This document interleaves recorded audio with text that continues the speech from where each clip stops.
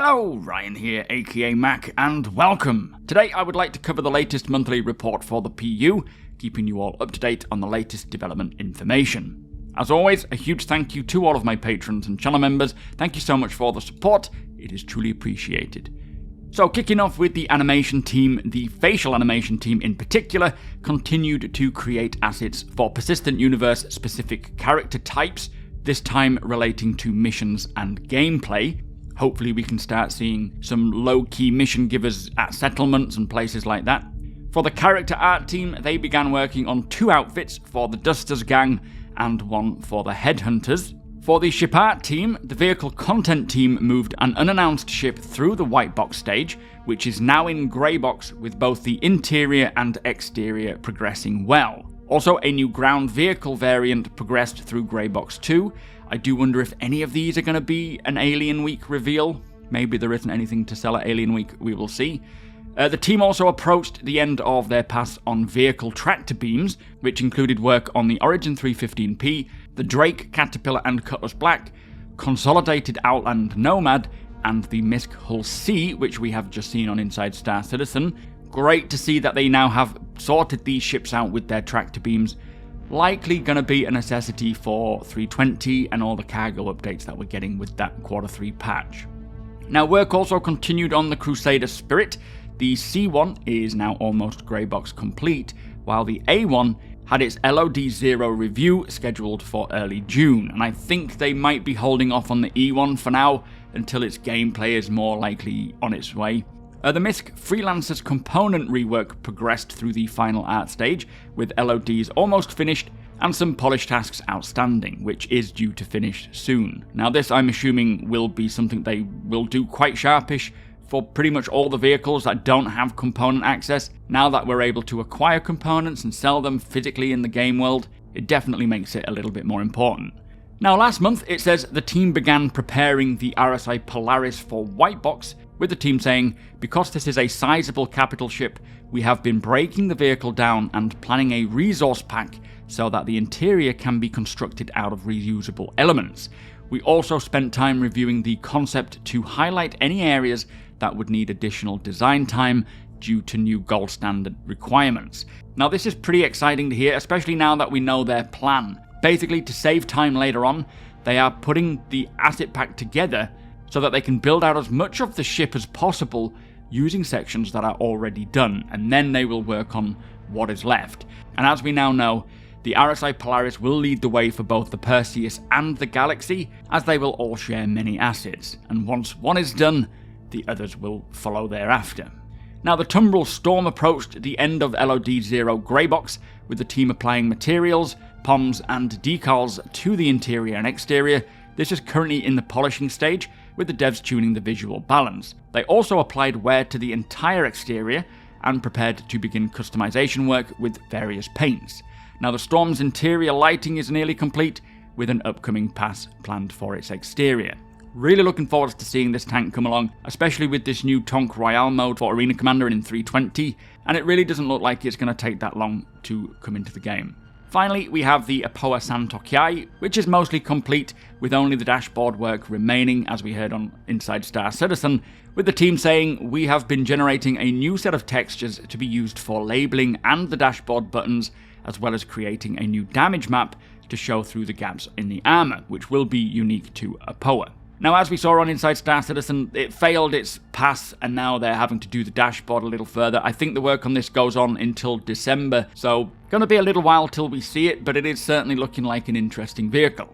Now, for the engine team, progress continued on Star Build, adding Linux support, and this is now on feature parity with the old code build system and will be rolled out to other departments soon. For the renderer, the team started removing the generic shape system, adding editor support to save generic as well as remaining shapes. Multiple segments will be added before it's handed to designers to use. And last month, the physics team focused on improving and bug fixing the new method for tracking unique geometry parts. Then they improved cloth simulation for better simulation results, updated the rope and pulley system, and added cantilever simulation support. I do wonder when they will roll out this cloth tech, which will be pretty much applied to any fabric entity in the world, be that tarp, clothing, flags, Also, I am still waiting to hear what this rope and pulley system is going to be used for, or where they intend to use that. Now, for the Arena Commander Features team, last month the team began a full refactor of how the game rules system serializes network variables and communicates with the server, which will make it compatible with server meshing. Work also continued on a full refactor of the spawning module. Also, initial work was completed on a new game rule difficulty module, and this was then handed off to the Squadron 42 team for expansion, as it will initially be used to allow them to set varying parameters based on the selected difficulty mode. It's so clear to see that Arena Commander, Star Marine, in particular the PvE game modes, will certainly be used to help balance, tune and tweak all the different difficulty settings and just the AI for Squadron. Now, a refactor was also done on how loading screens are utilized. The team are currently experimenting with having separate game mode load screens that update to show the map once a response from the server confirms where the client is heading. And this will fix a long-standing issue of load screens inaccurately showing the map players are about to enter. A rework of team balancing and competitive scoring also began, which will enable groups of players to stay together more consistently, balance teams based on leaderboard stats, and enable a new mechanic allowing players to volunteer to switch teams if an imbalance is detected during a match. And then for the competitive scoring, the team are currently experimenting with various adjustments, including awarding higher scores based on the KDA and rankings of opponents, and awarding lower scores for killing the same person repeatedly. And then finally, engineering began experimenting with increasing max server FPS, decreasing the actor delay buffer, and increasing packet rate in an effort to reduce latency and desync in Star Marine. Now, I really hope that if they can get that working in Star Marine, that they will be able to find ways of using that for the persistent universe as well, because desync is definitely a problem with the PU, so hopefully it translates over, which will also mean if they can reduce the desync and get performance up, theatres of war might be possible again. Now, moving on to the character and weapon features team, they worked on ammo repooling, which is what will allow players to redistribute the ammo stored in their suits and inventory to maximize the number of full mags. And once completed, it will make it less likely that a player will be left with a large number of magazines containing a few bullets each, as it will basically prioritize filling up the mag in the weapon first. Now, this is going to be a very nice quality of life update, as it is quite a pain in the ass right now managing your ammunition and magazines, so very happy that this is coming along. The team also explored a new negative actor status, which is triggered by radiation, and this can be generated from a point emitter, which has a bigger impact on characters the closer they are to the source, or it can be ambient within a room. Also, irradiated water was explored, which affects an actor based on how submerged they are, and when the character is affected by radiation, the protection layer of their outfit will start to decay, and once this protection is gone, the actor will suffer radiation sickness and will need to seek medical aid, while the outfit will regenerate its protective layer over time. So really interesting hearing about this. We know CIG do plan to heavily expand on the various character states like illness, viruses and so on. Having radiation affecting a character will likely be needed for the pyro system as the star is flaring, not to mention many other items in the verse, damage types, weapon types. The list is pretty vast. Now, for the gameplay features team, they focused on proof-of-concept investigations for the entity removal, destruction, and trash bin feature. Now, this will be relating to how CIG are planning to clean up all the persisting junk of all types, from bottles, items, all the way up to ships, and anything in between, and will most certainly involve potential missions for players to help, utilizing bins around locations for players to put things in and have that culled from the server, as well as the Argo SRV. It'll certainly need balancing over time as more options come in, because CIG will likely want to remove the bigger offenders first themselves by basically culling them out. But if they can find a way for players to actually earn credits and get on and do it, then they will certainly prefer that over just removing things by magic. Now, the team also supported the Vehicle Died event, which it says is used by soft death and vehicle destruction, making quality of life bug fixes for 3.19.1, which is just released. Very happy to see that. Plus, an issue with the RSI Constellation series co-pilot seat UI not connecting properly to IFCS was fixed in the content files, which also creates the potential for other ships to have their co-pilot UI updated properly as well. So a nice fix and particularly important for the upcoming engineering gameplay, I'm sure.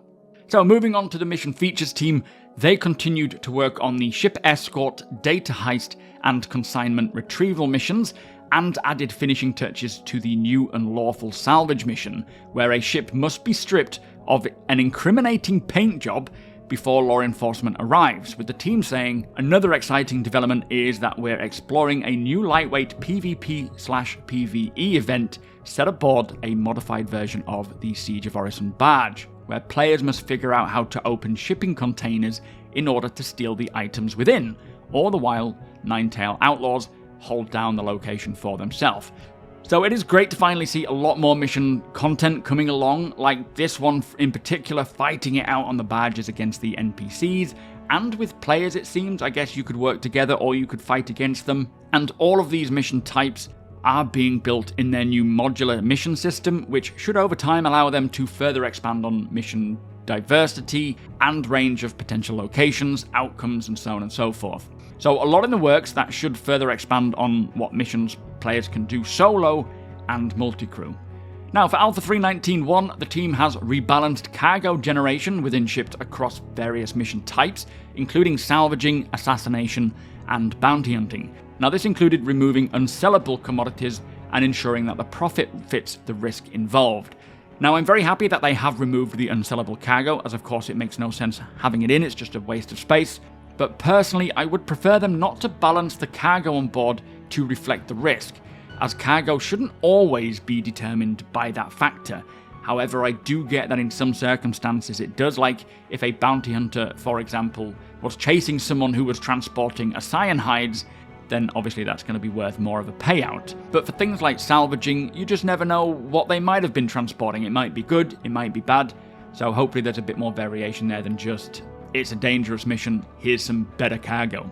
Anyway, the team also worked on refactoring old missions into this new modular library, including the missing person mission, and alongside this they refactored the destroyed drugs mission, making parts of them modular, like the spawning of the drugs, which allows the team to control the number of pallets spawned for different mission difficulties. So again, very nice to see these old missions getting hooked up into the new system. Should make them more playable, less broken, and a lot more diverse than the same thing over and over again.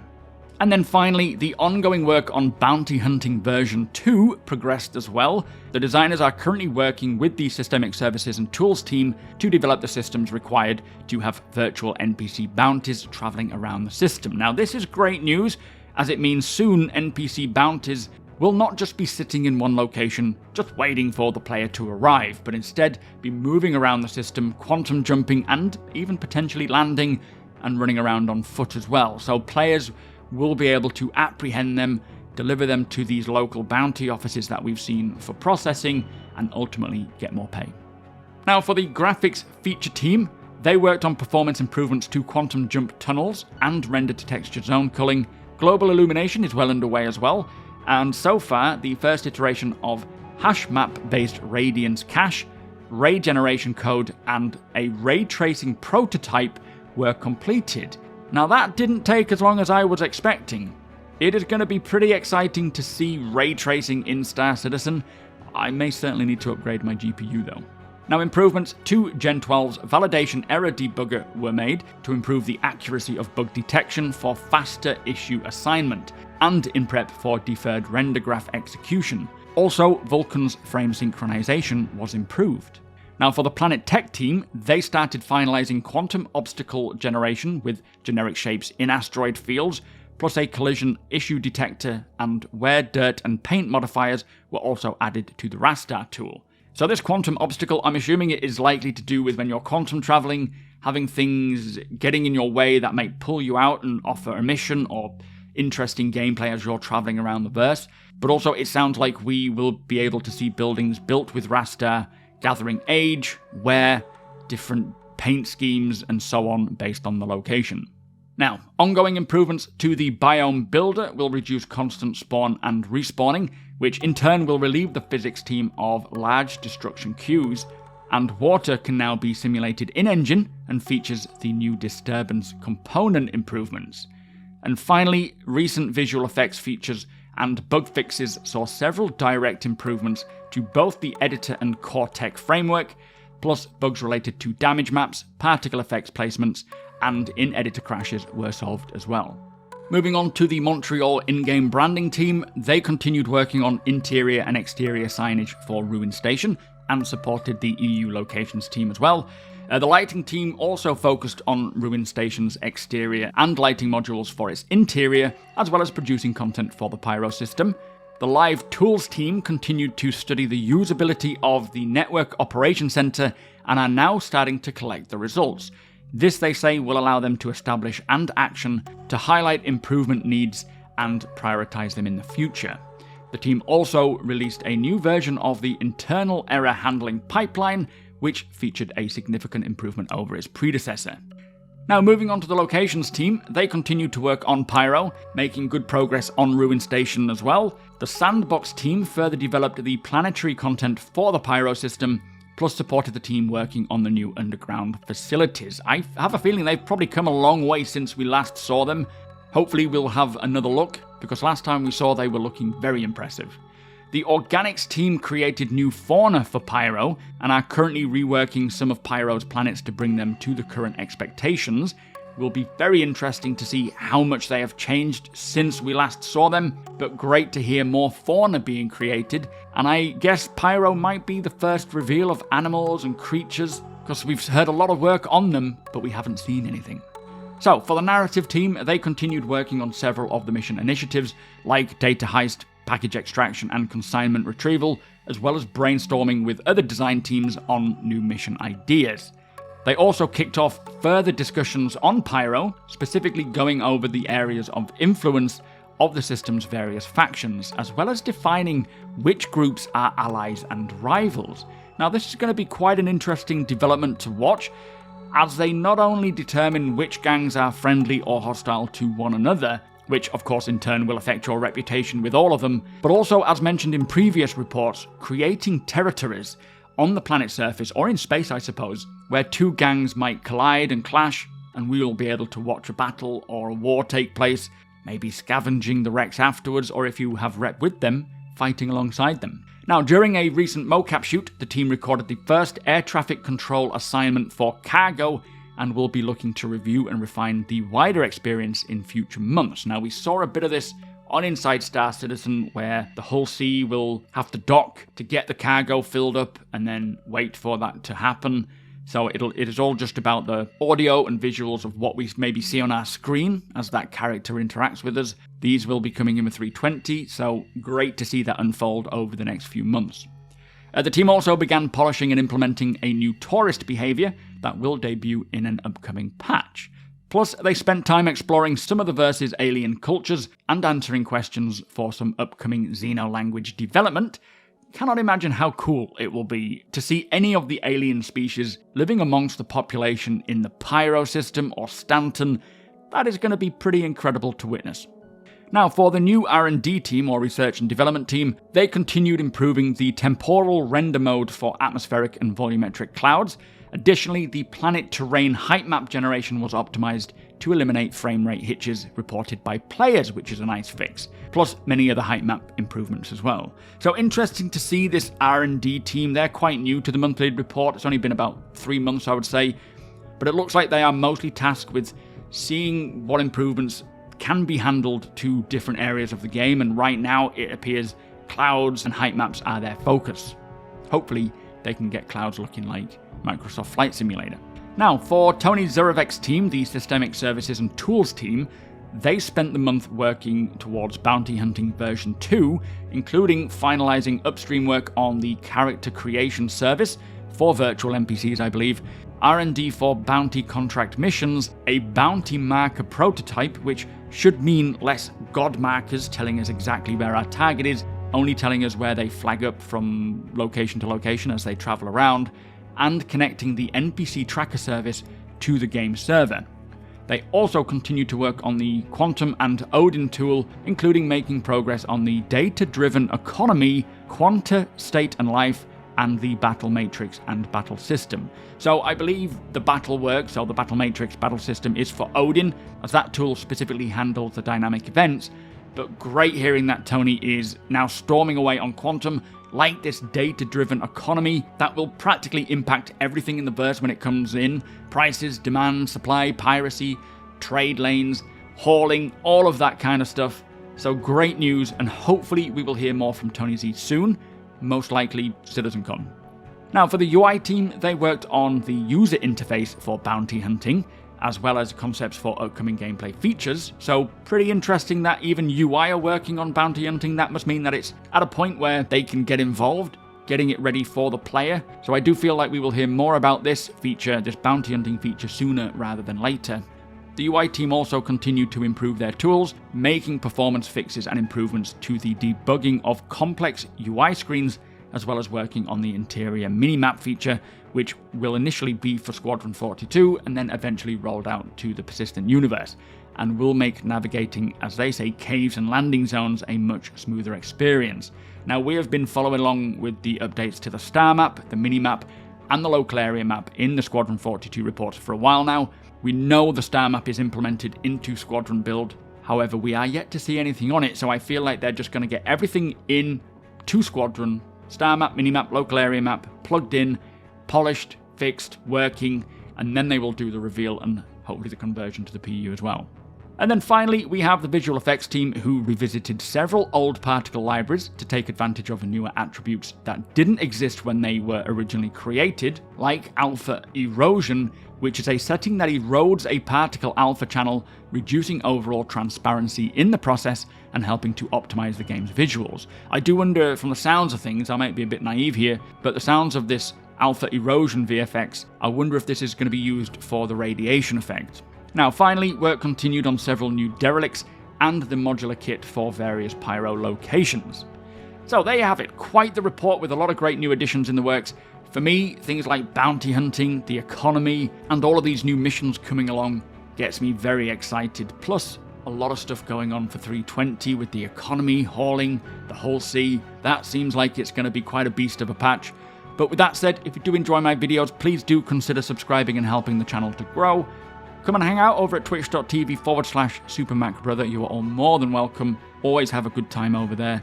Hit the thumbs up if you don't mind. It does the channel a big favour. Tick that bell if you would like to be notified when my videos go live. Again, a huge thank you to my patrons and channel members. Thank you for watching, and I'll see you in the next one.